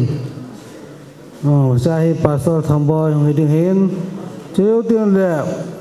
hatan ngai wana number 1 khana gambi hong in tin ani channa pastor thamboi in tin na thumna pastor divine len se in tin alina pu on ko thang hobu upa hobu thakhel hong hin tin angana pu thang khan ho sapu 1 to 5 hi welcome tolowa aban ban cha nong ki tha di hin tin si ayo sanga 5 minutes kan min pha ju he chi group mai him pang de he tun gambi ophat ka hin pe na he nikho thupi ta epi wa phan man tam ta emu sa wa dam na epi ha chung nung pathin thang wa sang pen kan pe na he tuni nikho hin hitabang na to lin ta aki chai tol hona lop na kina gambi number somna ni adinga atong dinga gambi lam kai ho ji si ho hi ho hi na hi ma cha ga hi powen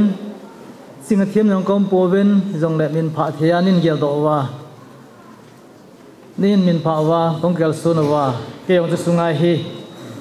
gambi hobung somna ni somna sai gi thakhela ong din do thezalin ha sunung pathin kan thawa gi na he building thu pi ta gi sado ai tan tu na asungai ki vai hom ki vai pu pau he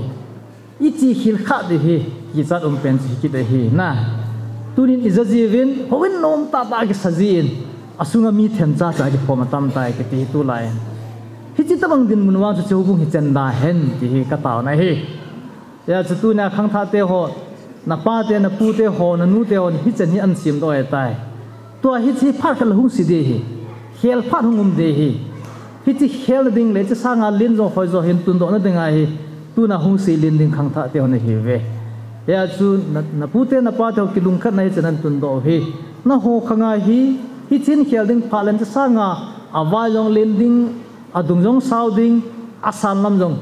sang ding ki chun ho tup na lung thim sung wa ta na tu tha na su mi lo de hi ti pa kai na ka ti na nom ki do se hi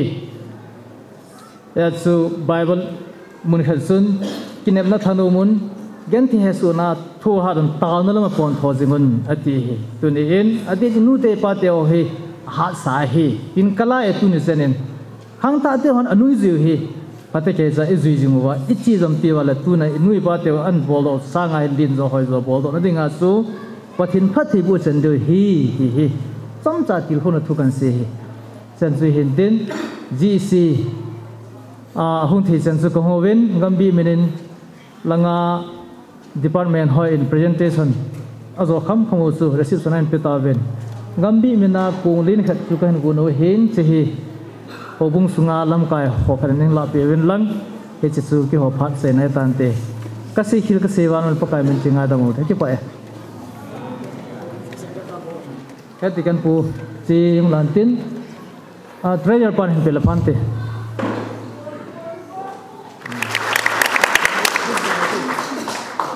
gambi number somani anupusa pastor ho thalanga holim the kam dein patin katang wa in pharkhat chun KBC officer hin gambi somani pusi si kom khom wen ren ngam ja pau amasa hin abana ke kahin abana ren thang san abana ren tun lalehin ki ho chang hi gambi somani kanapu kha chi hi chun officer kom khomin oi piling bem jale agi yang ho kinen helangam mi kinen office a he it is on loyal gol hin na kingai lu na ba thu chom hin gambi somni kapu kha sa he kingai lu na chom be kinen tu tun jong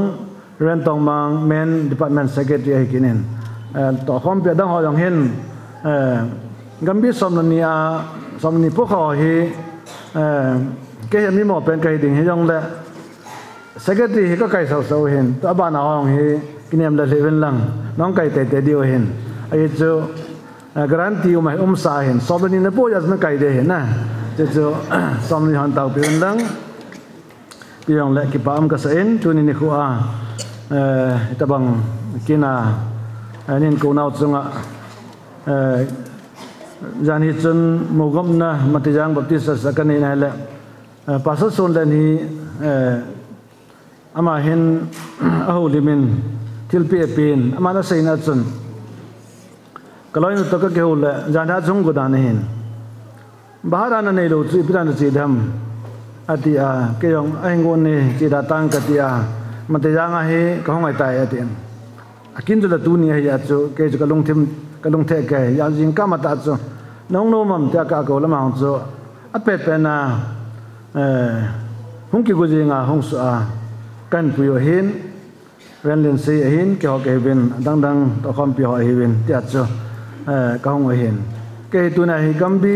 number gate workers meet กันที่เวนที่จะกุมเสีย workers meet กันที่เห็นกันนี่จีเห็นจะจูวัดต่อสายกิถาดิ้งโน้มตาประเทศว่าใจละสาขามาลกตาโปรเจกต์ลังจีเขาเนี่ยก็เดียวเห็นก็ทุกสิ่งดิ้งก็เห็นไอ้ละตุยเลลอนหัวอินลบนาก็ปนต้าวนั่นมันก็เห็นก็จีลูกที่ลูกหิที่กันดาราจีเห็นกัมบีเกิดจังเห็นไอ้โนดอเทียวเห็นอดีตจันไอ้เจ้ากัมบีworkers mit kum to gun khat kan su ke jeng ala ka hong jeng he je dan pal ke ju ka hin yong le gambi som ni ka ngai du be se ya ju ke hong ju ka hong thai jeng hin ji ju mi ngan ti jo mi nga ki to chan kan se ki pe tu nya thu pi to ke hon hen mai bel chang se tari ngai nam nam mol ya la som ni la ku wal khana pat gup geประเทศนี้เราเชื่อมพัทยาทางวานะประกาศยินยายอ๋อเราเชื่อมพนาอัคเลดอสาคิดพานินก็มังในหัวแบบกะฮิเวเชื่อมีหัวน้ำมีไว้ปียาเสียยุนประกาศยินเทลูปีตาตาบอลปีตาเวทีเวโยดมินประกาศยินเทลนสตาตาบอลินยุกิปาตาเวโอประกาศกษัตริย์เดียวนี้เชื่อมพัดเปอุ่นหลังนิเก็บก็มาทุยดุงลงในบาสมมิลฮิปุ่มปุ่มมามุชิตัวเต้นคือปัทโนมินอินลำหินโยนอากับปุ่มปุ่มมามุชิตัวเต้นคือปัทโนมินอินลำหินโยนประเทศทั่วเซโรชิประเทศนี้ประเทศโบเห็นหลัง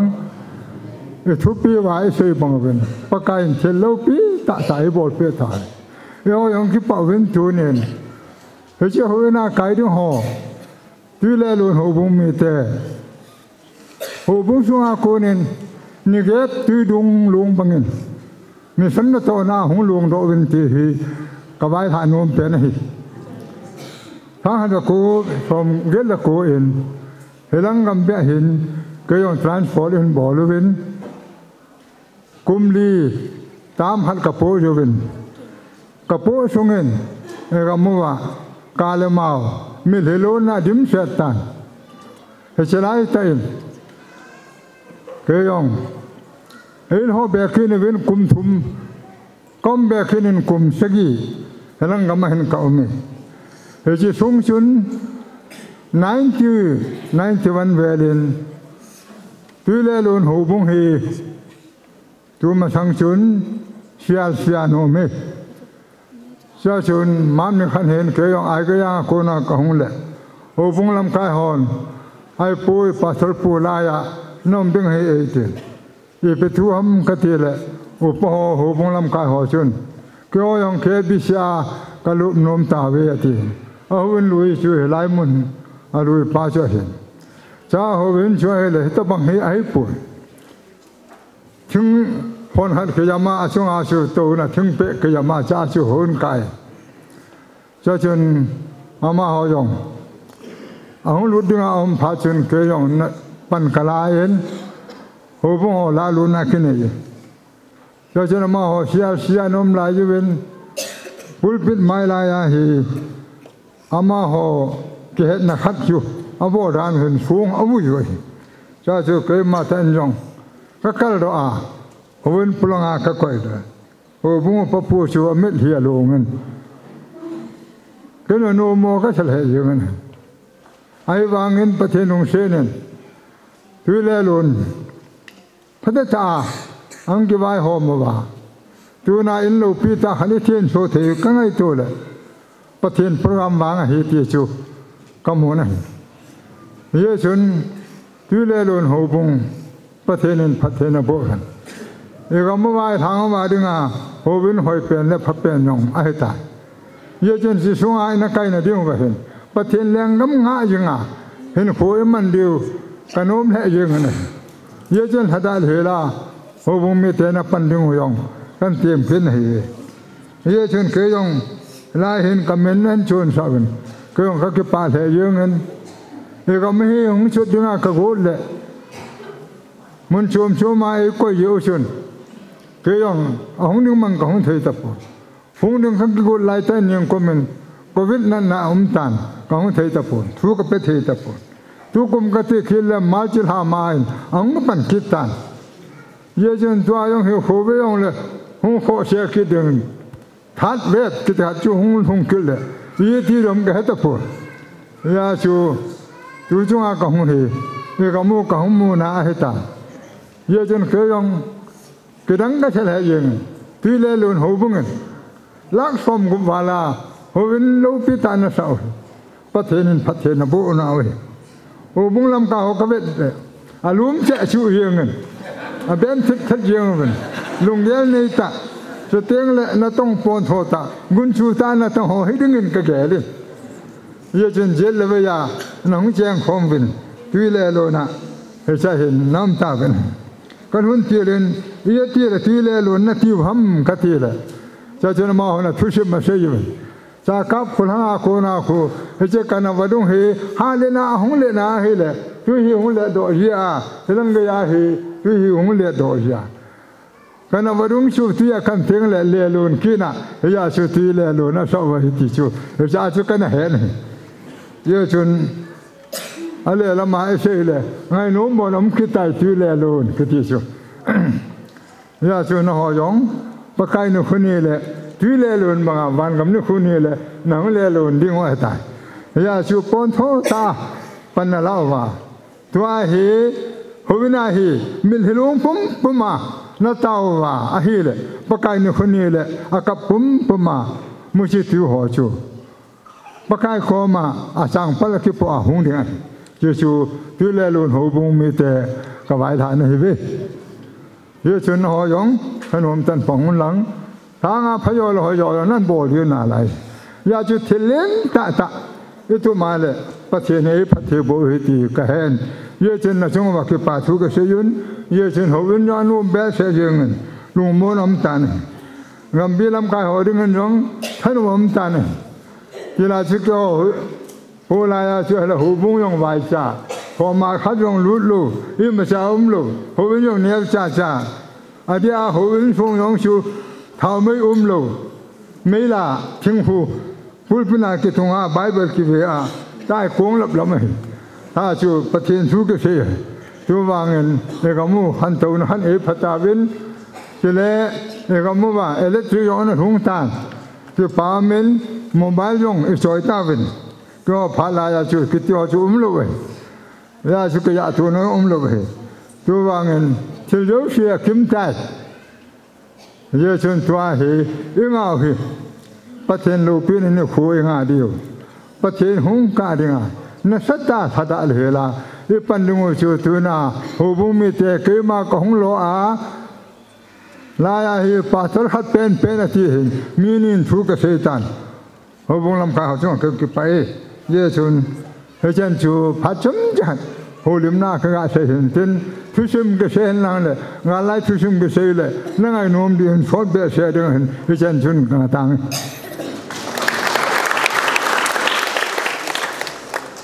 và thiên cái thông vậy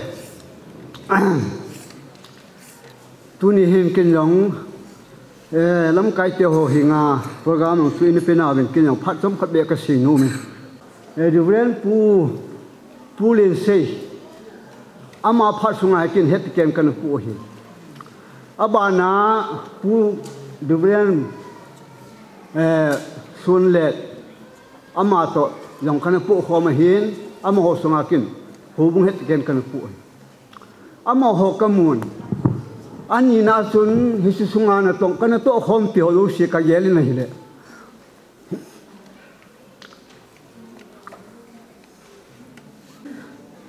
pachen lu pi nahi na sata em kamun hi sun ka ngai ta ka hile pha chi sa ho ai lo wa le pa te ho mi ma sa te ho mi hilung pama pachina na town ho hi tunin aga ho kamun na hile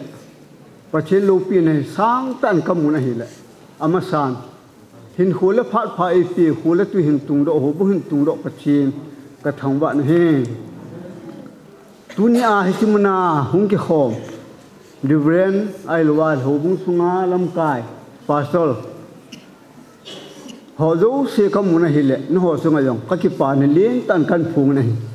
tam ta ka se no min a hi wangin pha ne pe lo ding ji en mi ha lang phung khat min som ni tabang chi tan hi chun tam ta ta ha sinum tam ta ning ka ta sanin hi chun ka sinum tam ta am long le kin ka ki pa ne pen ta si pi ham ta hele hibna min hilonga kan ta khom pi ho pa te ho hi kan ka gel do in chun tiang le hibna ka to khom pi pu di brand te nia hin amani hi a hi la ta kin het ken kan po hin amani ka mu tiang le a chi sa sunga kan to khom pi khu sunga pa te ho u te ka gel don thizo si ka ngai tu na hi le ta sa hinan kalunga heli na hi hizong le thizo si pachin program hi ya se tunia hi to thamo lu si pachin lu pi na hi a pe hi pachin hi ti kan phun do no me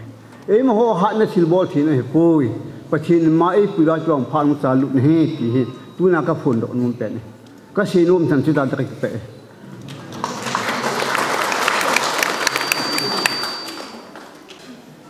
còn đâu pa cô mà hết cái pa cô mà phát tôm cho cái gì nữa mà cái tin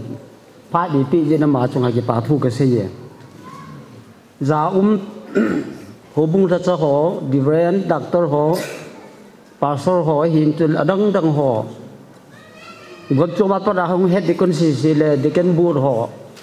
buồn họ trung tăng hiện chỉ là chỉ cần biết sung alam cái họ hiện muốn chôm mà bắt đầu bung ho yu sin da chung ban ke pa thu ka sein tunin thu tam ta ka sei num pun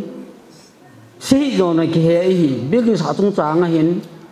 ra security pan an se ma bonga am hon sakki mana tu ro ko tha ro ki thun ji ve tam jo a lam kai ho a ha di ba hi chi ki tung do pathin phat the bu wa lam kai si hong lam am hon ei lam kai thi ji ba hi ki tung do na na nupi ho jong apangin gununga gulang jong apangin upo ho jong apangin adi ai ki apang mo pen dan ko su yi chun tu ni nam ho chung lu se ki pa thu ka se ni hi si ho bui tun do pi wa khoi piu kai te ngai tu je le bu do te chung ai jong ki pa thu se lu thi ka hi pon ai zum ho ko na pa da gam be kha di mu lo wa ho bung ki tung do the ki lo de hồ nhung kinh này kiếp đủ đấy, giờ chúng đi ăn tu nên giống, ấy sim teo đi xe đại sim teo, phu nô teo còn là giống cái bà thu cần phu nghe, phu tâm bị xe đang cái tin gầm nhân bỏ lại u chúng, tu hiền học phu run pan ôm mình, san lal pa ôm mình, thì có bu hình nên gì bên, thì chúng có phò gì hết là hình, sumi sáng là rằng tâm bằng gì hồ bung ăn dạ khảo vật đúng này. Ichiu kuma sai pen ping ga ti pha la ji building hi khat yang ki lok pha le ki penalty ga ti tu nin luk se ten hobung se ke ti pa ni chi hobung su mai bu ya ching la tun phan ti ichi min la ha u hobung a bu hobung ne za ne ki la ya hi gam ne ki bol la ya le kha ka su ju hi ta ya ka su na wa hi sang là rằng ai hi hậu sắp bông bố bên này bị đình thì chúng con sút khảo rồi thì chú tu nín phải tin mình ra là cái bát ta isu thế ngoài ta trong cần phun nôm các cái bệ cái bà thu xây đình hi ông cái xây su cái tai là bọn gia cái bà thu ấy riêng nhận cái nào tụm gia cái bà thu cần xây đi hi bị hâm xây hạ xây cái đình cả lại ấy giống đấy xây khi rằng khăm khăm tiêu ngà khăm bỏ đều tan tê sáng khát giấc cô sớm cô lên nhị cô mình tuy là luôn hồ bung giờ bà sol lên xây anh xây bằng nhân hoin hi bi in an hi in bi in bana chun bi ang ki phil hai banin langwa e ho pa langwa in mail hon tinati tin kan khu ven a che tin bana chun tu hen ang ki bol in nei le e ho pa wa sung in ti deu ha mi pa wa che ki tin e hon rong che mo ti ven sung hi le ki lo me a ki hai kha le ki du loi ki chun sung ti tau ti sung in nong ki sa do en tu ni hen pathian lung sin na zalin lop na kin i mang thei ve nei le hi chan ge ya i hin pu yo wa pathian chu ma sa benin thangwa na ka hin pi nei so le tu le lon ho bung thu sima dinga zong ka ki pa ni pe no tu ni kho he ka ki pa ni kho wa i hung ki pa pi wa zet le ve ya sa le hanga nu nau chapang ho te le ate ho ayo alam zot thelo ho jong i hin pu wa i hung ki pa hi ke ho jong ka ki pa ve so le hi ti ta banga ki pa na chu nung pen ni khu a i hung ki pa pi ho hi koi ji a hi chan ge hi ki pa hom ta la khat na pathi na hi ani na khu hin sa na khubul hin su ho sapu hin so teng le ho bung lam kai ho aban teng le building committee ho mo zo si za la hi jin amo zo si chunga jong amo pot tho na zalin amo tom pen na zala he ta bang ki pa na ine yevin mo chu zo sa jong ki pa thu sei ven he zit le ve ya hung lam kai ho le u le nau te ho a zo ting le hin iki pa na zal wa chu ki ho hen a zo sanga sang som git le sang git sang gup men na ki cho sil te na sil khat le bo khat hi tu na ho zo sin ne dinga hi ki hu na hi he chu hu inde di we he chi hi ki pa ni pen yong hi khat te aban ting le tu ni hin pakai hacha ho ade in pakai hacha hoi ti le e ho pastor ho e ho KBC se a se ai pu in pastor chu mission dang jong pastor la ne hin tu nin ke phat lo lom ta hi jong le KBC pastor he lo ti deng ka tin na ade in believer church pastor boy pu in din do pin sin ti pau min ti ma he believer church ti si janga pastor hin ama chunga ki pa thu kan sei ne chale haika ECI ho bu pastor pu le thang lu set tan khut be na ne yo te pau me aban din sayik tampak LCC chairman pu kaloi pa ko sabat khat ya mu tu ding ta tu ai ke kap do nai hi na khat ti bolu so le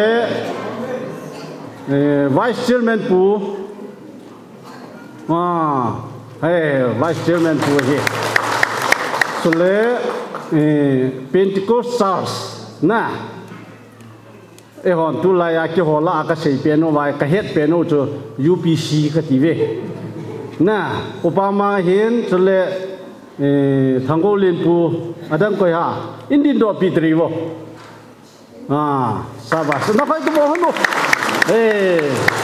ke he adang koi ha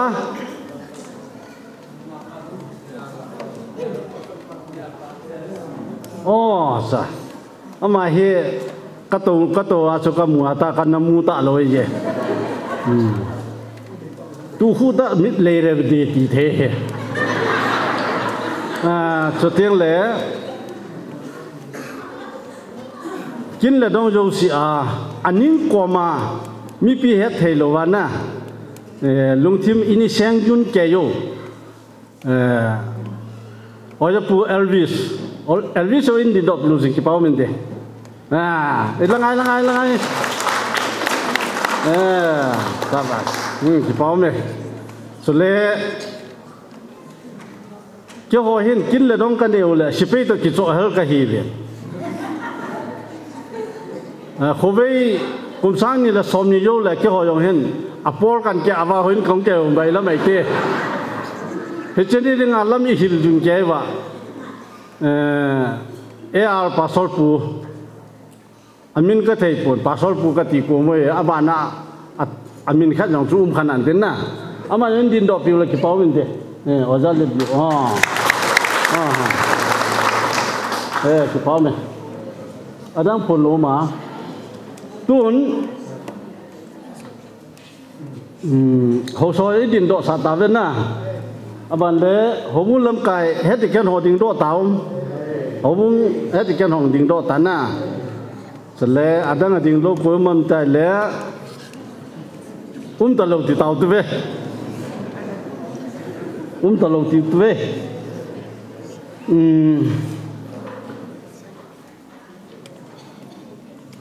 tu ni hin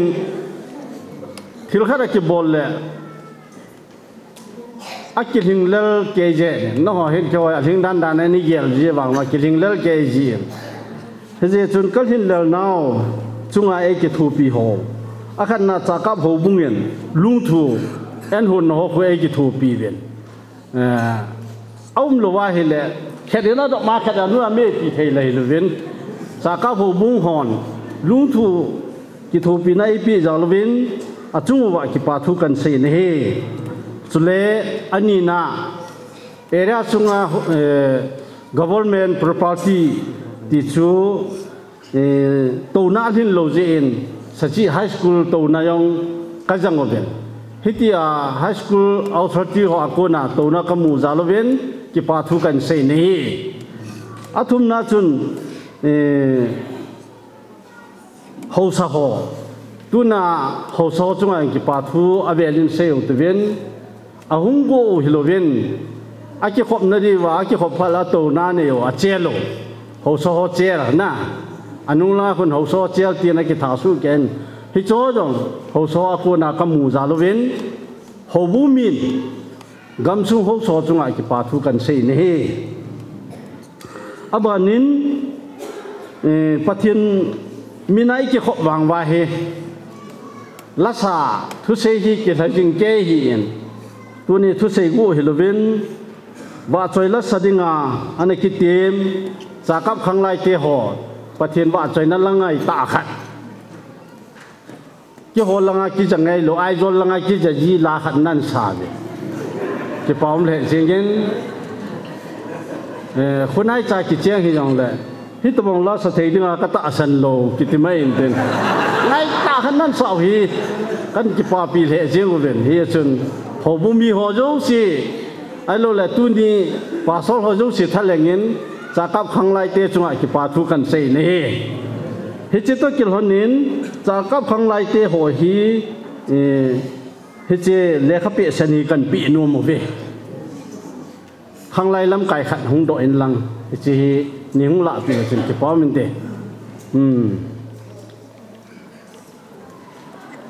asunga hi piam khat te in te ti hin na gin sa de tan te pa me sule achai na langin hoin ka bol layo hin building chairman a ka ne yo cái đi ngã he cả uo hiền hiền lệ heo ti leng thei pu vin ti vin na mango len pa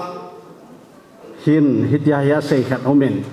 tu hin window he veleo han mo bol bolin ngai tu khau ti vin window thun sei ti taring ka te achung langa ta pa cha ta ngai ta mo khu pa sa hi pu en na ai pi ha akikap kitiran na ajem da na he chuteng le alaya hin thi khu cross lima ki so he na cross lima ki so hin abana ring kul khade nai ta me jiwa ki khan te lo ti nei jo cross le e ho jo si ki khan te lo ti ne ring dan to ngai je he che meaning khat ne ya ka bolo hi tiang kan sei ro no me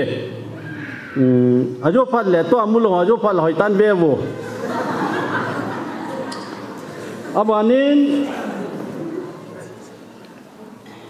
Twilelon hobunga dinga ki pana la jong akhon te ni tan tu ni na hobunga da ki pani akhon te ni kho hi ta jen sale langa I hung ki pa pi hozo si na bon chawen na chung chi wa ki pa thu I sei na ba no ba to a ki khan khan teng le hen en kam khat sa hi jong le I so hom de hi apo na ring kin ki pu kha pu vin te pu wang chu boi khatan te na e ba sai dai ne de we je thap cha khan na ne jong le ane ne hin tam ta na ne jong le ne ni a hin na khala nga bu mel khan na pu a hele e na ki pu e ta ki sei khade e tai ya chu ki khan teng le en ha na ai ne de we hi shil sa ni khan lo si sin jong tu nai shil sa ha na ai ne de we hi shil hi zani sanga chu ka ka pu ben ka ki chan ka gal ve den tu na he khang tha shil san ni khalo tam di cho na anup theina ding shil san ni khalo si san do kon tung tari bo shil sa kan ni khapoi ti si tu na he Twilelon hoin ki do nya shil sai ne de wai tai ti chu sai na hi en thu sai na hi to kil honen tu na ike khanong la in lama chi su ke ding akinung le ding loi ai lo le sa le langa chi ho jo si na bon chawin hobumi ho jo si thalengin chi bai ha na chi bai kan bol ve pathinen I bon chawari phathei bu pi taw no chan tan te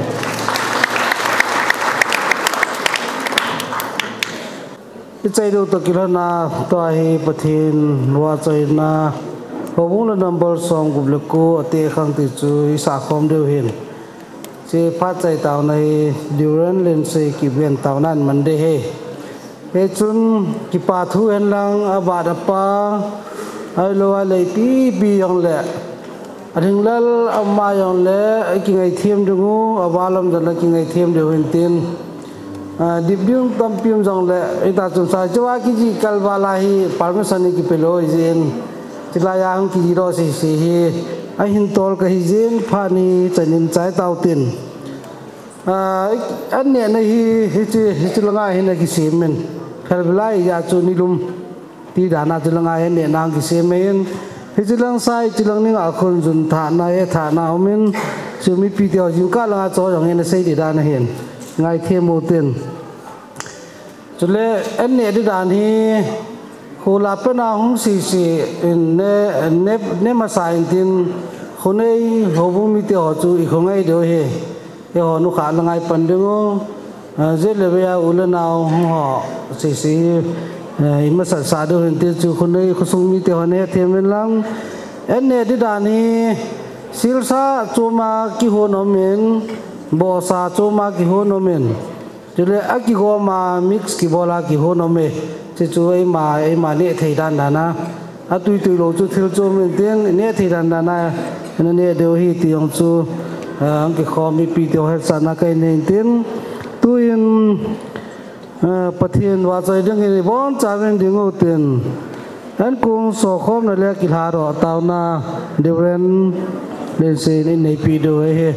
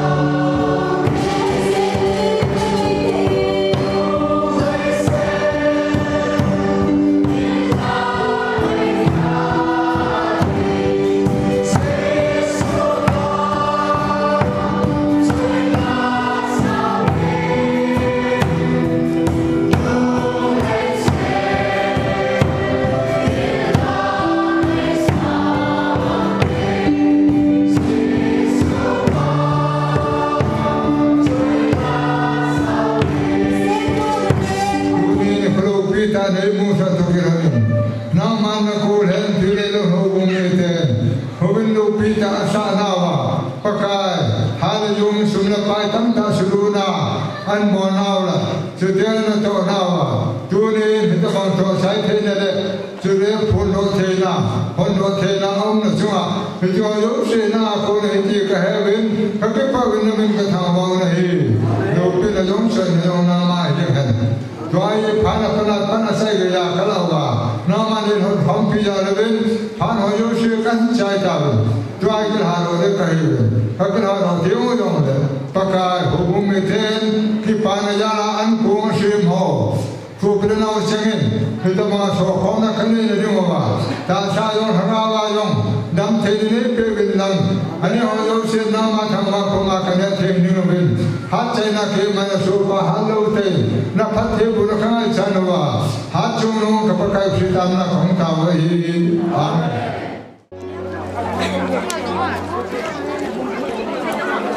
Jomla melai ke mei jipen hai. Dia usiran dah ipen.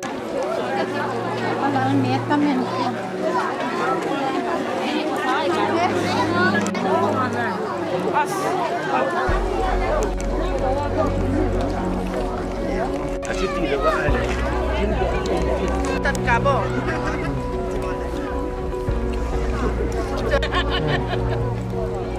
Chưa cho. Nó khỏi đi bộ thật vậy. Cái gì? Video cáo một.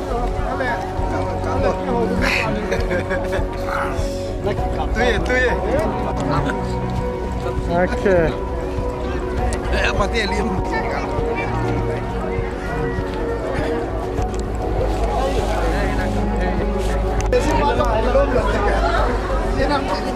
Pasal lim se nak tunggu pasal ku. Mana he